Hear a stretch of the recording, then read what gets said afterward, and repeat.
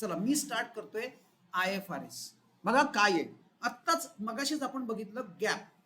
What is GAAP? GAAP means Indian GAAP. आपण कुठल्या GAAPs cover करतोय? गॅप्स म्हणजे काय? Generally accepted accounting principle. आता या ज्या गॅप्स आहेत ह्या आपण मी ज्या तुम्हाला सांगतोय त्या सगळ्या इंडियन गॅप्स शिकवतोय. म्हणजे काय? आपण कव्हर कुठल्या करतोय तर इंडियन गॅप्स. ह्या इंडियन गॅप्सवर काय बेस्ड आहेत? Indian accounting standards. इंडियन गॅप्सवर काय बेस्ड आहेत? तर इंडियन अकाउंटिंग स्टँडर्ड्स. म्हणून पहिले आपण अकाउंटिंग गॅप्स शिकल्या. आता आपल्याला इंडियन अकाउंटिंग स्टँडर्ड्स पण कव्हर करायचे आणि बेसिकली ते कशावर डिपेंड आहेत? इंडियन गॅप्स म्हणजे ह्या ज्या गॅप्स आहेत त्या इंडियन आहेत. म्हणजे Indian accounting standards will be depend on Indian gaps. मग अशा अजून कुठल्या कुठल्या गॅप्स आहेत? ऑब्व्हियसली USA गॅप, नंतर युरोपियन गॅप आणि एनी अदर कंट्रीच्या गॅप्स. मग आता ह्या प्रत्येकाच्या गॅपमध्ये देयर इज अ डिफरन्स. प्रत्येकाच्या गॅपमध्ये डिफरन्स आहे. म्हणजे Indian gap is not similar like US gap. US gap is not similar like USA gap. Sorry USA gap किंवा युरोप गॅप किंवा एनी अदर कंट्री. या प्रत्येकामध्ये डिफरन्स आहे. Everywhere there is a difference. म्हणजे ह्यापैकी कुठल्याही कंट्रीची गॅप ही सिमिलर नाही. Any of these GAAPs are not similar. वेगवेगळ्या कंट्रीजनी आपापल्या सिस्टम प्रमाणे एक एक गैप बना के रखी है. ये अलग अलग गैप्स है और हर एक गैप में डिफरेंस है. हर एक गैप में डिफरेंस है. Everywhere you will find differences. अब करेंगे क्या? अब करना क्या है? क्यों है तो है, क्या प्रॉब्लम है? नहीं, ऐसा नहीं होगा क्योंकि थिंग्स आर बिकमिंग ग्लोबलाइज्ड. यानी क्या? What is mean by globalisation? Globalisation means क्या हो रहा है कि entire world is a village. यानी अगर आपको बिजनेस करना है तो वो अगर चाहिए तो आप इंडिया में भी कर सकते हो, चाइना में भी कर सकते हो, ऑस्ट्रेलिया में भी कर सकते हो, USA में भी कर सकते हो. ऐसा आज का सिचुएशन है. अगर ऐसा सिचुएशन है, every country has globalise their economics. ये globalisation and all this things हे आपल्याला इकॉनॉमिक्स मध्ये कव्हर करायचे. आता त्याच्यावर वेळ नको घालवायला. I am going to tell you entire process of globalisation, privatisation. हे सगळं जो LPG जी कन्सेप्ट आहे ती सगळी आपण इकॉनॉमिक्स मध्ये कव्हर करू. ग्लोबलायझेशन मीन्स की entire world is now one. मग जर एंटायर वर्ल्ड वन असेल तर तुमच्या accounting has to be one, which is not. का वो नहीं है? क्यों नहीं है? क्योंकि इंडिया बोल रहा है भाई हमारा गैप तो ऐसा ही है, USA बोल रहा है हमारा गैप ये है, हम हमारे सिस्टम से अकाउंटिंग करेंगे. अब करेंगे क्या? अगर USA के बंदे को इंडिया में इन्वेस्टमेंट करना है, लेकिन इन्वेस्टमेंट करने के लिए उसे कुछ इंफॉर्मेशन चाहिए. क्या इंफॉर्मेशन चाहिए? कौन सी कंपनी अच्छी है, कौन सी कंपनी की बैलेंस शीट कैसी है, फाइनेंशियल रिजल्ट्स कैसे हैं. तो वो क्या बोल रहा है, इंडियन लोग USA वाले क्या बोल रहे हैं, यार इन्होंने तो अपना बैलेंस शीट और ये सब भेज दिया, ये लो हमारी बैलेंस शीट. लेकिन USA वाले को समझ नहीं आ रही है. क्यों? क्योंकि there is a difference of GAAPs. USA की कंसेप्ट थोड़े से अलग है, इंडिया के अलग है. अब इन दोनों को एक स्टेज पे कौन लाएगा? तो वो लाएगा IFRS. ये लाएगा IFRS. IFRS क्या करेंगे? IFRS international financial reporting standards. By the way ये अभी ध्यान रखो, after 12th and before becoming BCom you have to do this one diploma. मी आत्ताच सांगते तुम्हाला, हा डिप्लोमा सगळ्यांनी करायचा आहे. हा ज्यांना लॉ करायचा आहे त्यांना काही संबंध नाही. मग तुम्ही बाकी काही करा, चार्टर्ड अकाउंटंट करायचं आहे तर त्यांच्यात आहे, त्यांना करायची गरज नाही. जे चार्टर्ड अकाउंटन्सी कोर्स करणार आहेत त्यांच्या ह्याच्यामध्ये हा ऑलरेडी डिप्लोमा त्यांच्या ह्याच्यात आहे. हा एक पेपर आहे अख्खा IFRS. पण बाकीच्यांसाठी IFRS हा डिप्लोमा तुम्ही करायचा आहे. इन्स्टिट्यूटचा एक कोर्स आहे आणि इंटरनॅशनल एक कोर्स आहे. दोन कोर्स आहेत, एक डोमेस्टिक आणि एक इंटरनॅशनल. माझं सजेशन आहे तुम्ही इंटरनॅशनल करा. इन्स्टिट्यूटचा आहेच पण माझं सजेशन आहे ACCA ह्या इन्स्टिट्यूटचा म्हणजे ACCA जे कोर्स आहे त्यांचा IFRS चा डिप्लोमा आहे नुसता, तो सुद्धा तुम्ही करू शकता आणि यू शुड डू दॅट. खूप कॉस्टली पण नाहीये, खूप कॉस्टली नाहीये. अगदीच नाही तर तुम्ही ऍटलिस्ट आपल्या इन्स्टिट्यूटचा तरी करा. इन्स्टिट्यूटचा पण हा डिप्लोमा आहे, that also you can do, तो सुद्धा तुम्ही करायचा. पण बिफोर बिकमिंग BCom तुम्ही हा कोर्स नक्की करा. हा कोर्स नाहीये, हा डिप्लोमा आहे. कारण ह्याची डिग्री मिळणार. By the way there are two things, degree and diploma. हे तर माहिती आहे ना, diploma is just a certification, पण डिग्री म्हणजे authority. BCom, BBA these are degrees आणि IFRS हा डिप्लोमा आहे. असे अजून 3 डिप्लोमा मी तुम्हाला सांगणार आहे की जे तुम्ही आफ्टर 12th करायचे आणि बिफोर बिकमिंग BCom. कारण इमिजिएटली आफ्टर बिकमिंग BCom आणि IFRS का, कारण दिस हॅज बिकम कंपल्शन नाव. हे तुम्हाला माहितीच पाहिजे काय आहे. ह्याच्यात साधारणपणे 3 पेपर्स असतात. या डिप्लोमामध्ये 3 पेपर्स असतात, त्याची एक्झामिनेशन असते. ते तुम्हाला नीट सेट करून देतात सगळं. साधारणपणे 3 ते 6 महिन्याचं ड्युरेशन असतं या कोर्सचं. हे आणि इंटरनॅशनल असेल तर तो 1 वर्षाचा असतं, कारण तुम्हाला वर्ल्ड ओव्हरचं समजून घ्यायचं आहे. आणि इन्स्टिट्यूटचं असेल तर 3 महिने इंडियाचाच फक्त समजून घ्यायचं आहे. How Indian gap will be converted into international gaps किंवा इंटरनॅशनल लेवल. म्हणजे IFRS काय करतं, IFRS काय करतं तर IFRS बघा मी काय सांगतोय, ही जी IGAP आहे ती आपण इंटरनॅशनल गॅपमध्ये कन्वर्ट करतो. That is what IFRS does. IFRS काय करणार, international financial reporting standard. What this is going to do, हे जे आपले इंडियन गॅप्सनी आपण जे काही अकाउंटिंग प्रिपेअर केलं, तुम्ही स्टेटमेंट ऑफ फायनान्शियल स्टेटमेंट्स, मला एक सांगा फायनान्शियल स्टेटमेंट्स मध्ये कुठले कुठले हे आपण स्टेटमेंट्स किंवा कुठले कुठले हे बनवतो reports, P&L, balance sheet, cash flow statement.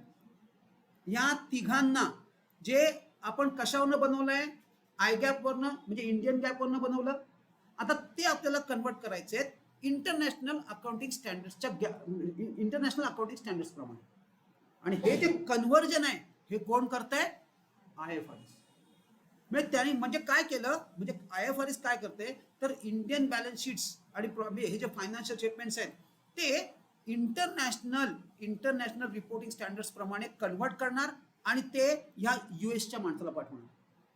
आता नाउ ही इज अंडरस्टँडिंग. अच्छा अच्छा ये है ऐसा इसका, ओके. नाउ ही विल जज, he will analyse all those companies त्याच्याकडे आणि मग तो ठरवणार कुठल्या कंपनीत इन्व्हेस्टमेंट करायचं. This is a reason of IFRS, basic reason. आणि म्हणून हे ग्लोबलायझेशन जे झालंय ना त्याच्यामुळे हे कंपल्सरी झालंय. नाही तर काय होईल माहितीये का, तुम्हाला कळणारच नाही. म्हणजे तुमच्या बेसिकली त्या कंट्रीमध्ये इन्व्हेस्टमेंट जर यायची असेल ना तर लोकांना कळलं तर पाहिजे की तुमच्या कंपन्या चांगल्या आहेत. मग त्यासाठी तुम्हाला काय करायचंय, IFRS करायचंय, कन्वर्ट करायचंय.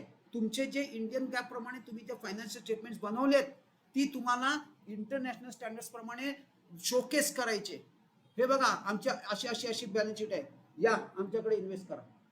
दिस is a reason. So IFRS ची कन्सेप्ट कळली का, नीट चेक करा. बेसिकली या गॅप वरनं इंडियन अकाउंटिंग स्टँडर्ड्स डेव्हलप झाले. आणि आता इंटरनॅशनल स्टँडर्ड्स, आणि हे स्टँडर्ड्स आहेत. स्टँडर्ड्स म्हणजे काय, यू हॅव टू मेंटेन दिस. बर आता हे इंडियन अकाउंटिंग स्टँडर्ड्स कोणी डिझाईन केले, या गॅप्स कोणी डिझाईन केले, गॅप्स इन्स्टिट्यूटनी नाही डिझाईन केले. GAAPs are already there. ह्या गॅप वरनं अकाउंटिंग स्टँडर्ड्स आपल्याला दिल्यात त्या institute of chartered accountants of India. त्यांनी अकाउंटिंग स्टँडर्ड्स दिलेत. इंडियामध्ये दोज आर 29, खरं तर 32 आहेत. पण तीन अकाउंटिंग स्टँडर्ड्स आत्ता ऍक्टिव्हेट नाही आहेत. त्यात सुद्धा घोळ काय आहे, मिनिस्ट्री ऑफ कॉमर्स म्हणजे गव्हर्नमेंट, तीन जे मी म्हणतोय ना 3 अकाउंटिंग स्टँडर्ड्स त्या गव्हर्नमेंटनी दिलेले आहेत. आणि 29 ह्या इन्स्टिट्यूटनी दिले. तसं दिल्यात सगळ्या इन्स्टिट्यूटनीच. गव्हर्नमेंटमध्ये कोण आहे एवढं, कोणाला माहिती काय अकाउंटिंगचं. त्या 3 जे आहेत ना त्या इन्स्टिट्यूट काय म्हणते की लेट अस रिव्ह्यू दिस. पहिले त्या 3 अकाउंटिंग स्टँडर्ड्स आम्हाला रिव्ह्यू करू द्या, मग आपण त्या इम्प्लिमेंट करू. पण मिनिस्ट्री ऑफ कॉमर्स म्हणते की नाही त्या इम्प्लिमेंट करायच्या. पण we will not go into that. आत्ता आपल्या दृष्टीने 29 अकाउंटिंग स्टँडर्ड्स आहेत. त्यातल्या काही अकाउंटिंग स्टँडर्ड्स तुम्हाला आहेत आता तुम्हाला फक्त त्याचं नाव आणि त्याचा नंबर एवढं जरी लक्षात राहिलं तरी सफिशियंट आहे. पण आता त्याच्याशी रिलेटेड काय ते पण चेक करूया. बघा मला काय म्हणायचं आहे. पहिलं IFRS कळलंय का? Have you understood IFRS? Concept कळली? सिंपल आहे. एवढ्या डिटेलमध्ये तुम्हाला IFRS नाहीये. फक्त जस्ट IFRS ह्याचा लॉंग फॉर्म जरी तुम्हाला कळला तरी आता 11th लेवलवर सफिशियंट आहे. पण मी तुम्हाला ऍक्च्युली त्याचा कम्प्लीट म्हणूया सेटअप काय आहे तो सांगितला की का पाहिजे IFRS. आणि IFRS तुम्हाला कुठल्याही परिस्थितीत डिप्लोमा करायचा आहे हेही लक्षात ठेवा. आत्तापासून त्याची प्लॅनिंग ठेवा. पण तो तुम्ही आत्ता करू शकत नाही. You have to get to 12th आणि मगच तुम्ही IFRS करू शकता. आता सेकंडली जसं मी सांगितलं काय कन्वर्ट करतायत, गॅपला इंटरनॅशनल गॅप केलं. मग सिमिलरली ह्या इंटरनॅशनल गॅपसाठी आपल्याला काय करावं लागेल, पहिले आधी स्टडी करावं लागेल. आपल्याला गॅपवरनं आपण काय बनवलंय, इंडियन अकाउंटिंग स्टँडर्ड्स. मग तशाच ह्या इंटरनॅशनल स्टँडर्ड्स पण आहेत. IFRS ह्या काय आहेत, इंटरनॅशनल अकाउंटिंग स्टँडर्ड्स आहेत. मग ऍक्च्युली IFRS काय करतं की ह्या दोन मध्ये काय डिफरन्स आहे त्याप्रमाणे म्हणजे इंडियन अकाउंटिंग स्टँडर्ड्स मध्ये जे तुम्ही बनवले accounting that is get converted into international. So IFRS is done. आता now let us start with Indian accounting standards. कोणी दिले आपल्याला इंडियन अकाउंटिंग स्टँडर्ड्स? आपल्याला कोणी दिले आहेत accounting standards? The institute of chartered accountants of India. फक्त त्यांना अथॉरिटी आहे. टोटल 29 आहेत. आउट ऑफ विच तुम्हाला मला वाटतं 13 आहेत. पण सगळे नाही आहेत, फ्यू ऑफ देम. 13 म्हणजे मॅक्सिमम नंबर. आता बघा मला काय म्हणायचंय, ह्या प्रत्येक अकाउंटिंग स्टँडर्डला त्यांनी नंबर दिले. त्या प्रत्येकाला आपल्याला अकाउंटिंग नंबर दिले. पहिला आहे AS1. AS means accounting standard. 1 means disclosure. अरे हे तर आपण ऑलरेडी कव्हर केलं. बघा ती गॅप होती बघा एक. काय आहे, अकाउंटिंग कन्सेप्ट आहे disclosure. What is that accounting concept? काय अकाउंटिंग कन्सेप्ट आहे? डिस्क्लोजर. To disclose. काय डिस्क्लोज करायचं आहे? Material fact. कुठे डिस्क्लोज करायचं आहे? फायनान्शियल स्टेटमेंट मध्ये. आणि कोणी करायचं आहे? अकाउंटंटनी. कोणी ठरवायचं मटेरियल फॅक्ट म्हणजे काय?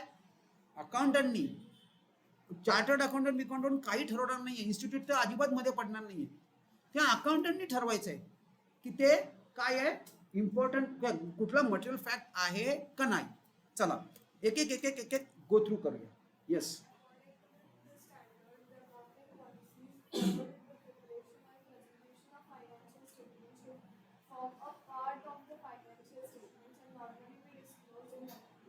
बेसिकली काय करायचं, तुमच्या अकाउंटिंग पॉलिसीज काय आहेत, किसी भी कंपनी ने कौन से अकाउंटिंग पॉलिसीज यूज किए हुए हैं ये पहले डिस्क्लोज करना है अंडर AS1.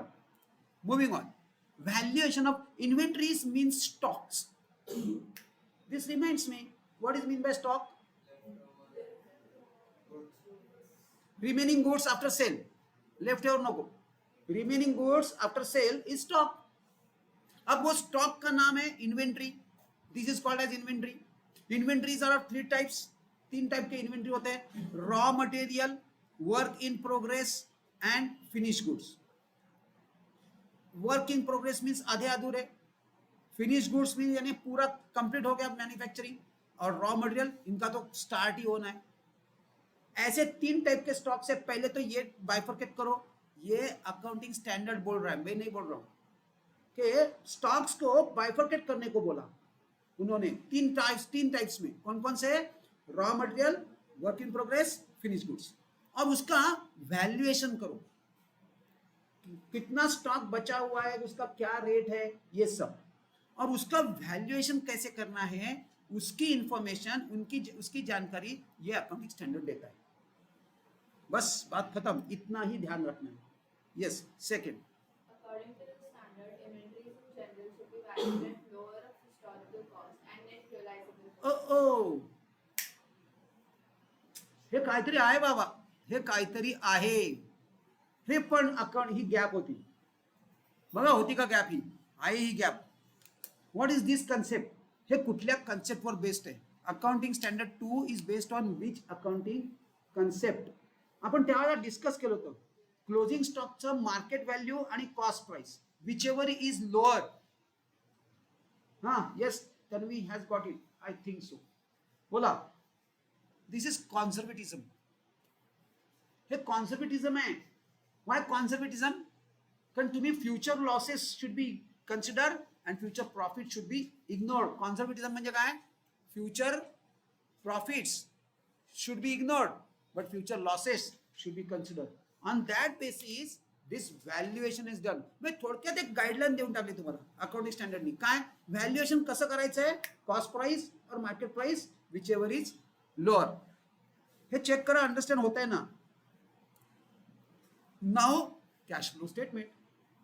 मग आता काय माहिती का, हे अकाउंटिंग स्टेटमेंटने अख्खा एक फॉर्मॅटच देऊन टाकला. इसने तो अपने को फॉर्मॅट ही दिया हुआ है. बाय द वे, आता तुम्हाला हे कॅश फ्लो स्टेटमेंट आपल्याला आहे 12th मध्ये, we are going to prepare, but that is absolutely negligible cash flow statement. रियालिटीमध्ये तुम्हाला पुढे जाऊन नेक्स्ट बीकॉम करो, बीबीए करो, कहीं ना कहीं पे तो आपको कैश फ्लो स्टेटमेंट प्रिपेयर करना है, अभी नहीं. चलो, what is cash flow? Cash flow means what? Cash inflow end cash outflow.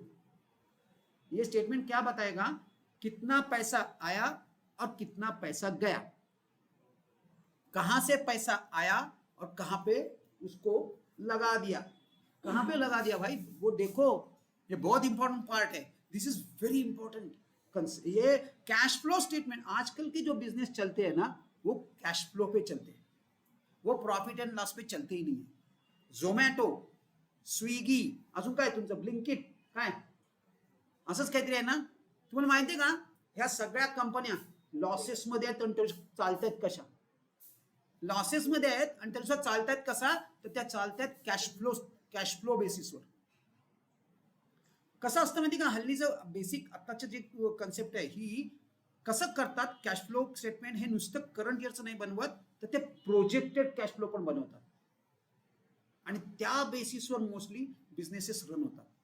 हल्ली प्रॉफिट लॉसेस झाले तरी nobody bothers about it, पण कॅश लॉस झाला, कॅश इनफ्लो कमी झाला, कॅश आउटफ्लो वाढला आणि कॅश निगेटिव्ह झाला कॅश फ्लो, तर मोठ्या प्रमाणात डिफिकल्टी निर्माण होऊ शकते. आणि so this statement is very important, very crucial. तुम्ही सगळ्यात पहिले कॅश फ्लो स्टेटमेंट जेव्हा बीकॉम केव्हा येईल, तेव्हा हे नीट तुमच्या पर्सनल लाईफसाठी सुद्धा कॅश फ्लो स्टेटमेंट कसं बनवायचं हे समजून घ्या आणि तुमचे पर्सनल कॅश फ्लोज बनवायला सुरुवात करा. बघा तुमचा प्रोग्रेस कसा होतो, बघा तुमचा प्रोग्रेस कसा होईल. Cash flow statement is a सगळ्यात, कॅश फ्लो स्टेटमेंट म्हणजे कॅश मॅनेजमेंट. तुमची आई बहुतेक करून कॅश फ्लो स्टेटमेंट बनवते, किंवा जे कोणी तुमच्या घरात फायनान्स हँडल करतायत ना, बघा ते कॅश फ्लो स्टेटमेंट हँडल करतायत. किती पैसे आले आणि किती पैसे गेले, this is cash flow statement, very important. चलो देखते हैं अब ये क्या है. अकाउंटेंट्स, कंपनी जो है उनको कंपलसरी है, बाकी सबको वॉलेंटरी है. उनको चाहिए तो बनाना है, लेकिन बनाना चाहिए, वेरी वेरी इंपॉर्टेंट. बिजनेस में अगर कहीं आपका बिजनेस है तो आप उसका कैश फ्लो स्टेटमेंट मॉनिटर करो, देख लेना आपका बिजनेस कहां से कहां जाएगा. आप मॉनिटर शायद प्रॉफिट लॉस कर रहे हो, प्रॉफिट लॉस में ध्यान नहीं देना है, कैश फ्लो पे ध्यान देना है. आपके बैंक में कितना पैसा है वो मैटर करता है, आपका प्रॉफिट कितना है वो मैटर नहीं करता. This is what this statement says. चलो yes Tanvi. According to this standard, a cash flow statement is prepared and presented for the period for which the profit and loss account is prepared. चला, ज्या वर्षाचा profit and loss बनवणार त्या वर्षाचा cash flow statement बनवायचा आहे, right. Next, depreciation accounting. आपल्याला we have got a separate chapter, बहुत इंपॉर्टेंट चैप्टर है. शायद आपका कॉलेज ये चैप्टर स्किप करने वाला है, लेकिन we are going to do it in depth. बहुत इंपॉर्टेंट चैप्टर है. थ्रू आउट आपके जितना भी कॉमर्स का करियर है, जितना भी कॉमर्स का करियर है, वहां तक ये लगने वाला है. डिप्रिसिएशन ये कंसेप्ट जो है ना, ये पूरा एंटायर कंसेप्ट बहुत इंपॉर्टेंट है. हाँ बोल, नहीं माउंट का क्वेश्चन है. सो डिप्रिसिएशन अकाउंटिंग जो करना है उसका आपने को पूरा अकाउंटिंग सीख लेना है. टोटल 7 मेथड्स आहेत, त्यातले फक्त 2 मेथड्स तुम्हाला आहेत. आणि मोस्टली तुमचं कॉलेज हे स्किप करतो. बोर्डाने याला 12 मार्क्सचा वेटेज दिलाय. 12 मार्क्सचं वेटेज आहे आणि कंपल्सरी क्वेश्चन आहे. आणि तरी सुद्धा तुमची कॉलेजेस बघा हे बहुतेक घेणार नाहीत, कारण त्यांना ते टाइमच पुरत नाही तेवढं.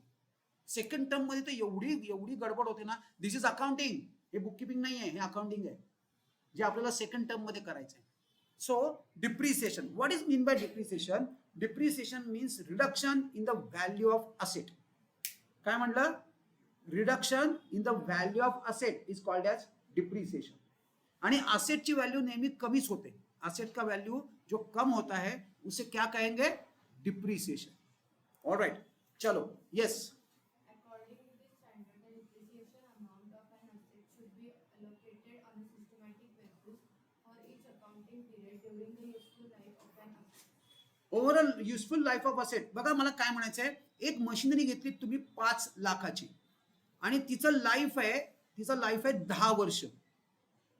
म्हणजे after 10 years this will be worn out. ती त्याची व्हॅल्यू 0 व्हायला पाहिजे. मग तुम्ही 10 वर्षांनंतर आता नवीन तुम्हाला मशिनरी घ्यावी लागेल. मग त्यासाठी काय नवीन 5 लाख तयार ठेवावे लागतील.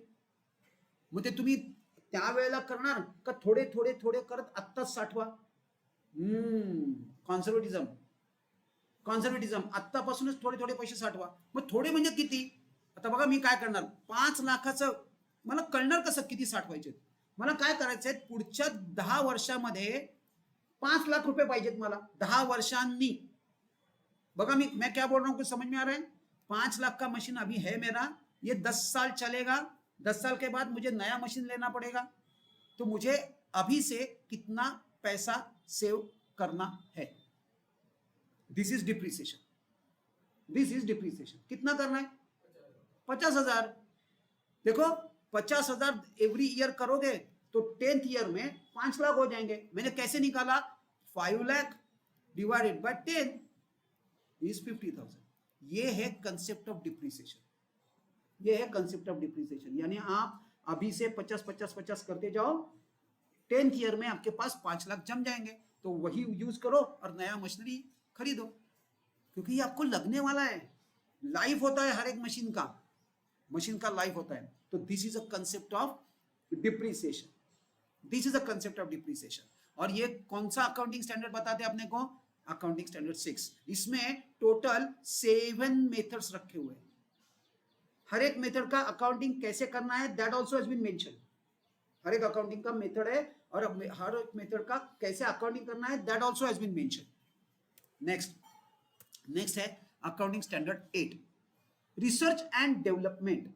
What is mean by research and what is mean by development? Research क्या है और डेवलपमेंट क्या है? इसका अपने को क्या करना है, करने दो ना.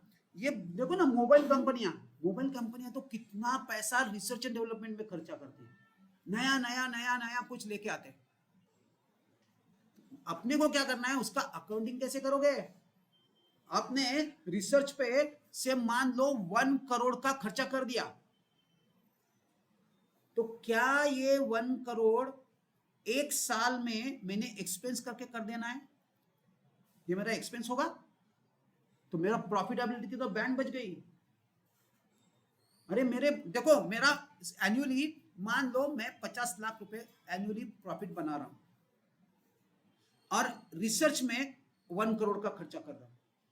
अगर मैं इसको 1 साल में, किसी भी 1 साल में उसको एक्सपेंस कर दिया तो मेरा लॉस हो जाएगा 50 लाख का.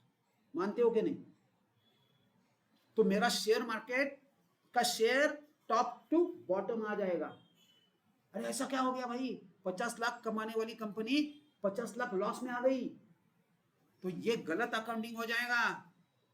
क्यों? वाई? ये रिसर्च एंड डेवलपमेंट का बेनिफिट आप सिर्फ 1 साल के लिए नहीं यूज कर रहे वाले हो. दिस इज कॉल्ड एज, ये कौन सी कंसेप्ट है? Deferred revenue expenditure. This is you have to defer the expenses of research and development beyond 1 year. ये रिसर्च एंड डेवलपमेंट जो आपने किया है उसका फायदा आपको 1 ईयर से ज्यादा मिलने वाला है, इसलिए ये एक्सपेंसेस आपको एक्सटेंड करने पड़ेंगे. This is what accounting standard of research and development बोल रहा है. ये मैं नहीं बोल रहा हूं, ये स्टैंडर्ड बोल रहा है। ये क्या बोल रहा है कि जितना भी आपने रिसर्च एंड डेवलपमेंट पे खर्चा किया उसको वर्क इन प्रोग्रेस करके बताओ, और जब आपका प्रोडक्ट तैयार होगा उसके बाद उसको अमोर्टाइज करो। वर्ड क्या है? अमोर्टाइज। अमोर्टाइज यानी उसके छोटे छोटे पीसेस करो और हर एक साल में उसको एक्सपेंस ऑफ करो। ऐसे एस्टिमेट करो कि कितने साल ये रिसर्च एंड डेवलपमेंट आपको बेनिफिट दे सकता है। ये सब आपने ही करना है, चार्टर्ड अकाउंटेंट कुछ नहीं बताएंगे, यानी वो मैनेजमेंट ने करना है, उसको पता है। या फिर किसी इंजीनियर को पूछो या फिर किसी मार्केटर को पूछो, मार्केटिंग डिपार्टमेंट को पूछो कि ये जो आपने रिसर्च एंड डेवलपमेंट बनाया उसका अपने को कितने साल तक बेनिफिट मिलने वाला है? 5 साल तक। तो चलो जो 1 करोड़ हो गया तो मैं उसको 5 साल का बेनिफिट, यानी एक साल में कितना? 20 लाख। तो ये पूरा 1 करोड़ में अकाउंटिंग में प्रॉफिट एंड लॉस में नहीं लूंगा, मैं कितना लूंगा? 20 लाख। ये है accounting standards of research and development. कुछ समझ में आ रहा है क्या?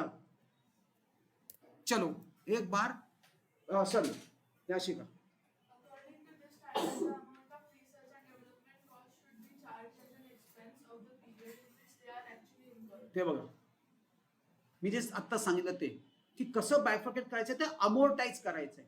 अमोर्टाइज करायचंय यानी क्या करना है कि उसका कितना उस पीरियड के लिए उसका कितना खर्चा हो सकता है, और ये अमोर्ट नहीं कुछ समझा तो एक ओवरऑल पीरियड निकालो कि कितने साल तक आपको बेनिफिट मिलेगा, उससे डिवाइड करो, और नॉर्मली ऐसे ही करते हैं।